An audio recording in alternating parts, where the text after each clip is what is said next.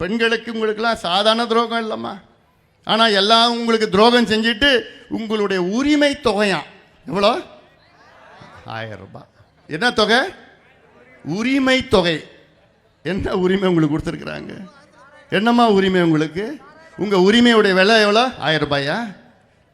அந்த 1000 ரூபாய் வாங்கிட்டு காலையில் வந்துச்சுன்னா எங்கே போவோம்? மத்தியானம் டாஸ்மார்க்கு போகுது. இப்போ இந்த இவ்வளோ ஏமாத்து வேலை, இவ்வளோ பித்தலாட்டம் செய்கின்ற திமுகவை அகற்ற வேண்டும். திமுக ஆட்சியை அகற்ற வேண்டும். இதுதான் முக்கியமான நோக்கம். இதை நீங்கள் அத்துணை பேரும் நீங்கள் செய்ய வேண்டும். செய்தால்தான் தமிழ்நாடு அடுத்த கட்டத்துக்கு போக முடியும். உங்கள் பிள்ளைகள் பேர பிள்ளைகள் வாழ முடியும், நிம்மதியாக வாழ முடியும். சும்மாலாம் நான் பேச மாட்டேன். எல்லாமே கையில் ஆதாரம் வைத்து தான் நான் பேசுவேன். ஏன்னா இது அப்போ தான் நீங்கள் நம்புவீங்க. நாங்கள் திமுக கிடையாது. திமுக சும்மா பொய்ய வாயில் பொய்ய சொல்கிறதெல்லாம் நம்பிக்கிட்டு நாங்கள் எழுத்துப்பூர்வமாக ஆதாரப்பூர்வமாக நாங்கள் சொல்வோம்.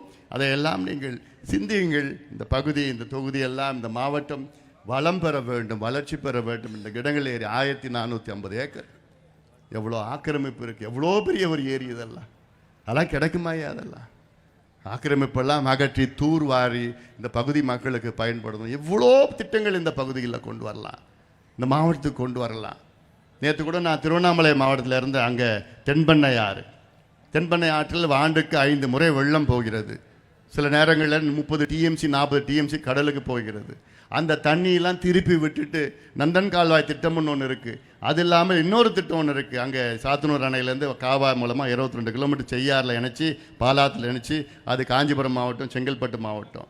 அது மட்டும் இல்லை, விழுப்புரம் மாவட்டம், பாண்டிச்சேரி உசுரு ஏரி வரைக்கும் அந்த தண்ணியை கொண்டு போகலாம். திண்டிவனம் வழியாக கொண்டு போகலாம், வீடூர் அணைக்கு கொண்டு போகலாம். இவ்வளோ திட்டங்கள் எங்களால் செய்ய முடியும்யா. இவ்வளோ திட்டங்கள் செய்ய முடியும். இவ்வளோ தண்ணி போதியா? அதுக்கு தேவை நான் 40 டிஎம்சி தண்ணி ஒரு ஆண்டுக்கு கடலில் போகுது. அதில் 5 டிஎம்சி எடுத்தால் போதும். நான் சொல்கிறது உபரி நீர், அவ்வளோதான். ஆனால் எல்லா திட்டமும் நமக்கு அத்துப்படி, அந்த அதிகாரம் மட்டும் நம்மிடம் இல்லை.